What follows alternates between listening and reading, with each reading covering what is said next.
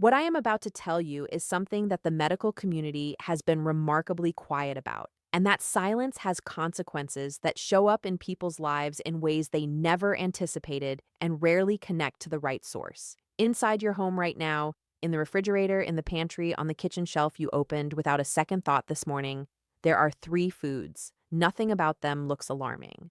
They have been a consistent presence in your life for years. The doctors, the nutritionists, the well meaning people in your life have never once raised a concern about them.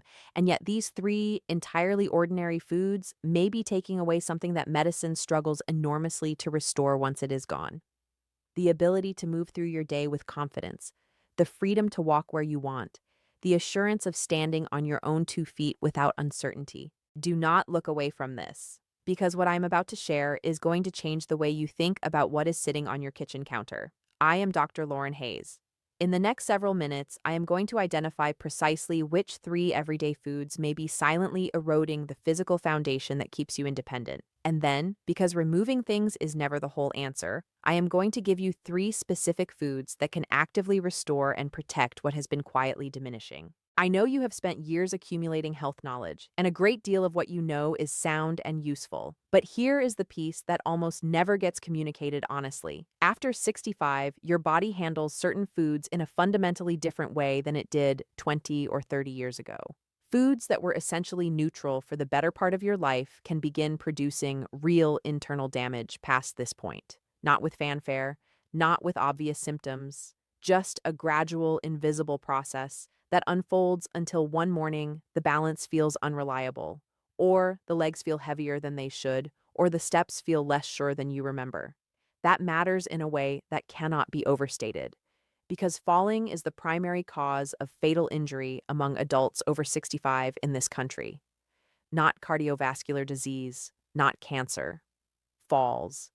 And the conditions that lead to most falls develop slowly and silently over months and years before a single incident reveals them. So please stay with me through everything that follows, because one of the foods I am going to name, one that is almost certainly in your regular rotation right now, presents such a convincing appearance of health that nearly every senior eats it consistently, and what it is actually doing inside your body deserves your full attention. Let us start where the news is genuinely encouraging, because before I ask you to reconsider anything, I want to show you what is possible when you give your aging body what it actually needs. The first food is beets. I understand the hesitation. Beets are not most people's instinctive choice, but I am asking you to set that aside for a moment and hear what this food does at a biological level. Because for women over 65, the benefit is one that is very difficult to find anywhere else. Here is something that almost never comes up in the routine conversations between older patients and their physicians. The blood vessels that serve your legs and feet do not stay the same as the years pass. They become progressively less elastic and increasingly narrow, a change that is entirely invisible and produces no acute symptoms until it has been happening long enough to matter. The blood carrying oxygen and nutrients to the muscles, the nerves, and the tissue of your lower body faces growing resistance. And when those structures are consistently underserved, the effects accumulate steadily. Muscles weaken in small increments. Balance becomes marginally less dependable over time. That persistent sensation of coldness or numbness in the feet that so many older women have quietly resigned themselves to accepting as permanent, that is not inevitable aging. It is often the physical expression of inadequate circulation. Picture a water hose at the end of a long summer. New and flexible, it delivers full pressure to every part of the garden without effort. Aged and stiffened, the flow diminishes. The parts of the garden at the far end, the most distant from the source, are the first to suffer the shortfall. In your body, those distant regions are your feet and lower legs, the last to receive and therefore the first to reflect circulation problems. Beets enter this picture through dietary nitrate, a compound your body converts into nitric oxide once consumed. Nitric oxide functions as a biochemical message to the walls of your blood vessels, instructing them to relax and expand. Wider vessels carry more blood more efficiently. More blood to the legs means better oxygenation of muscle tissue, more reliable nerve function, and improved sensory feedback from your feet to your brain. Research following older adults who consumed beet juice prior to physical activity found they moved faster and with measurably less exertion than their counterparts who did not. The difference was not subtle, it was quantifiable and consistent. That is real physiological benefit from a whole food. Beets also deliver folate in meaningful amounts, a B vitamin with a well-documented role in maintaining cognitive health over time. And the deep pigmentation of beets comes from betalain antioxidants that actively protect the integrity of blood vessel walls against the slow oxidative accumulation that decades of living inevitably produce. Roasted simply with olive oil, shaved thin over a salad with walnuts and a little citrus, blended into a smoothie alongside frozen berries and ginger, a combination that completely masks the earthiness while preserving every benefit. Several servings each week creates a genuine and compounding effect on vascular health over time. Keep blood flow in your mind as we continue. It will reappear, and when it does, the circumstances will be very different from what we are discussing now. The second food that belongs consistently in the diet of every woman over 65 is sweet potatoes. The reflex to treat them as interchangeable with regular white potatoes is a common mistake, and an expensive one in terms of what it costs your body over time. The physiological difference between the two is not trivial. It is substantial, and understanding it properly requires understanding something specific about why older women fall. Sweet potatoes are exceptionally rich in beta-carotene, the pigment compound responsible for their characteristic deep orange color. The body converts beta-carotene into vitamin A. Vitamin A has a direct and well-established role in preserving visual acuity. And for women in this stage of life, sharp vision is not a vanity concern. It is a safety mechanism. When vision declines gradually and goes unaddressed, the fall risk rises in ways that are entirely preventable. The step misjudged at the threshold, the edge of the rug that did not register, the uneven pavement that appeared without warning. These incidents are frequently the downstream result of visual decline that no one ever traced back to a nutritional gap. But the most significant contribution that sweet potatoes make to aging legs operates through a different pathway entirely: blood sugar regulation. When food with a high glycemic load causes blood glucose to spike sharply and then drop, and when that pattern repeats itself consistently over months and years, the damage accumulates in the smallest and most vulnerable structures of the lower body: the microvessels that carry circulation to muscle tissue, the peripheral nerves that transmit positional information between your feet and your brain. These microscopic systems are exquisitely sensitive to the chemical stress of repeated glucose fluctuation. Those nerves in your feet are doing something extraordinary and continuous. They are mapping the ground beneath you in real time and sending that map upward to the brain, reporting on the precise angle of every surface, the texture of every step, the subtle shifts that require constant micro-adjustment to maintain upright stability. That conversation between your feet and your brain is what standing still actually requires. And when the nerve pathways that carry it are compromised by repeated blood sugar stress, that conversation grows progressively quieter and less detailed. No exercise regime fully compensates for this because the problem exists in the nerve itself, not in the muscle it is trying to coordinate. Sweet potatoes release their carbohydrates slowly. Their glycemic load is substantially lower than white potatoes. This gradual, sustained release protects the microvessels and peripheral nerves from the repetitive biochemical insult of rapid glucose fluctuation. It preserves the signaling infrastructure that physical stability depends on. They also provide magnesium, potassium, and a comprehensive range of B vitamins that support muscle contractile function and address what is genuinely one of the most common and consistently overlooked complaints among women over 65, the nighttime leg cramps that interrupt sleep and that most women accept without question as simply part of getting older. They are frequently not. They are often the manifestation of straightforward mineral insufficiency that can be addressed. Baked, mashed without excessive additions, cubed into soups, or roasted with other vegetables. Leave the skin intact for the additional fiber content. Deeply versatile and genuinely protective at exactly the point in life where protection matters most. The third food I want to introduce is one that the vast majority of people would never independently associate with the condition of their legs, but the connection is direct, and once you understand the mechanism, it becomes impossible to ignore. The third protective food is kale. Kale sits among the most concentrated sources of vitamin K1 found in any commonly available food, and vitamin K performs a biological function inside the aging body that receives almost no attention in mainstream health conversations, despite being profoundly consequential for every woman over 65. Vitamin K governs calcium distribution. It influences where the calcium in your body ultimately ends up deposited. And that question, where does calcium go, carries enormous implications for the health of your circulation as you age. In a well-functioning system, calcium belongs in bone. It contributes density and structural integrity, and it stays where the body needs it most. But when vitamin K levels are insufficient, calcium begins migrating. The arterial walls become a deposit site. And when calcium accumulates in arterial walls, those arteries lose their elasticity. They stiffen.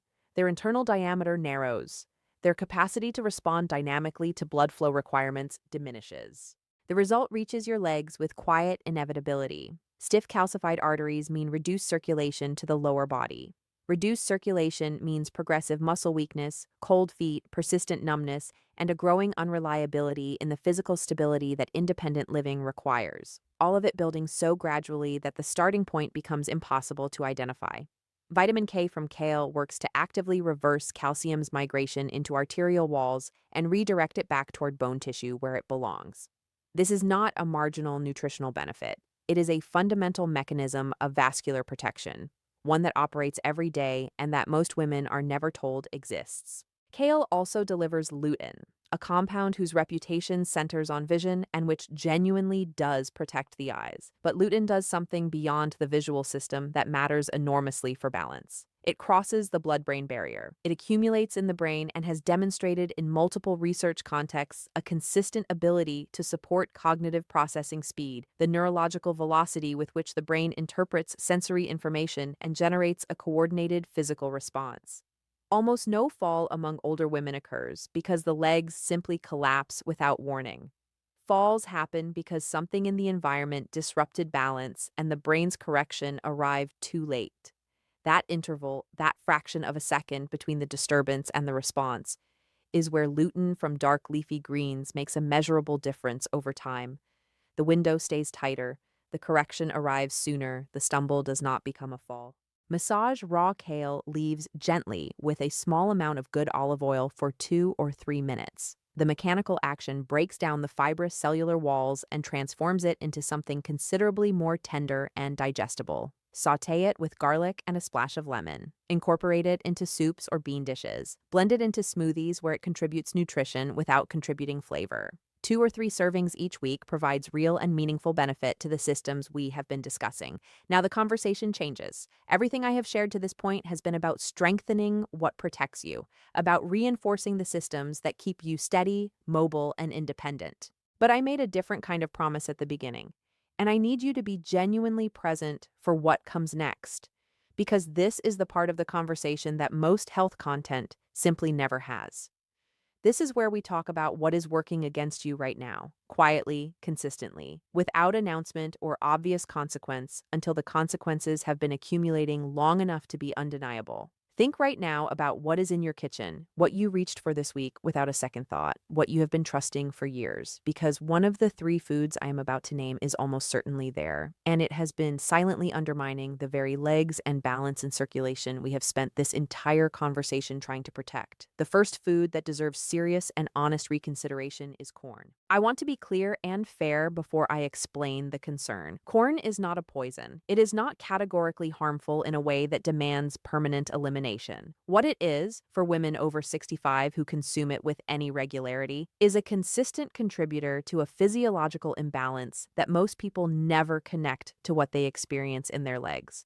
Corn is exceptionally high in omega-6 fatty acids, and the relationship between omega-6 and omega-3 fatty acids in the daily diet has a direct and measurable impact on how much baseline inflammation the body is running at any given time. Omega-3 fatty acids reduce inflammation. Omega-6 fatty acids in excess sustain and amplify it. The typical older woman eating a conventional diet is consuming a ratio of these fats that is dramatically weighted toward omega-6. The physiological consequence of that sustained imbalance is chronic low-grade systemic inflammation. Inflammation that produces no dramatic pain, no obvious signal, nothing that would ever prompt a call to the doctor.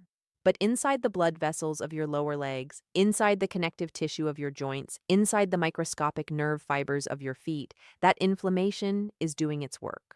Slowly, reliably, producing precisely the kind of cumulative damage that makes walking harder by degrees, that makes balance less dependable over time, and that creates the conditions in which falls become increasingly likely. Corn also carries a relatively high glycemic load. The vascular and neural consequences of repeated blood glucose spikes that we examined through the lens of sweet potatoes apply here with equal force. The vessels take a hit. The nerves take a hit. The damage compounds invisibly over time. There is no single dramatic moment when the consequences become visible, just a season-by-season shift in which familiar physical tasks require slightly more effort and slightly more attention than they once did. If what I am describing is landing with you, if you are recognizing something in these words, leave the word stronger in the comments. It matters to me to know you are here. The second food on this list is one that I am confident will genuinely surprise you: canned tomatoes. Before your reaction goes further, I want to be precise about the distinction I am drawing. Fresh tomatoes are legitimately health supportive. Their lycopene content, their vitamin C, their antioxidant profile, these are real benefits well supported by research. I am not describing tomatoes as a problem. I am describing the canned form specifically, and the two mechanisms through which it creates specific physiological concerns for aging women. The first involves BPA, bisphenol A. Tomatoes are significantly acidic. When highly acidic food sits in prolonged contact with the interior lining of a metal can, that lining releases BPA into the food. BPA has been consistently associated in research with hormonal disruption and with increased systemic inflammation, two conditions that an aging woman's body is already working to manage without additional chemical burden. The second mechanism is sodium. Most commercially canned tomatoes carry substantial amounts of added salt. For women over 65, this creates a specific and consequential physiological sequence. Elevated sodium raises blood pressure. The kidneys respond by retaining fluid. That retained fluid gravitates downward and accumulates in the ankles and lower legs. The pressure that accumulation creates on the small blood vessels and nerve fibers of the lower extremities directly impairs their capacity to receive the oxygen and nutrients they require to function properly. The downstream consequences follow predictably. Leg muscles receive less. Peripheral nerves receive less. The legs weaken incrementally. Balance becomes less trustworthy. Fall risk builds quietly with each passing week. The practical correction is simple and requires no sacrifice. Fresh tomatoes whenever preparation makes it possible. When canned is genuinely necessary, choose brands that specify BPA-free lining and no added sodium on the label.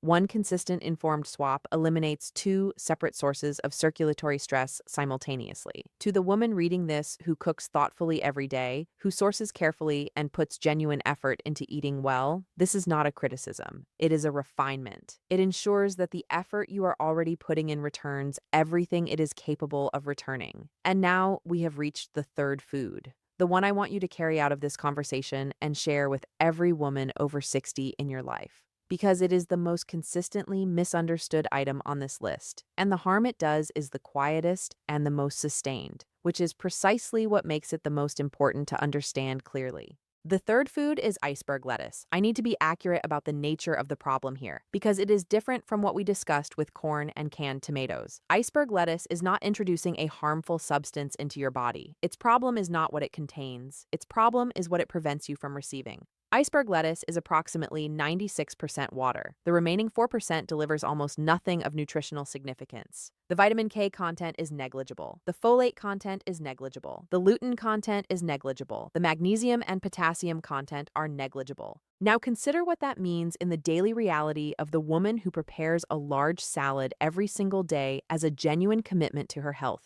She deserves every bit of credit for that consistency and that intention. But if the bulk of that daily salad is built on iceberg lettuce, she is filling a significant and consistent portion of her daily eating with something that gives her body almost nothing in return.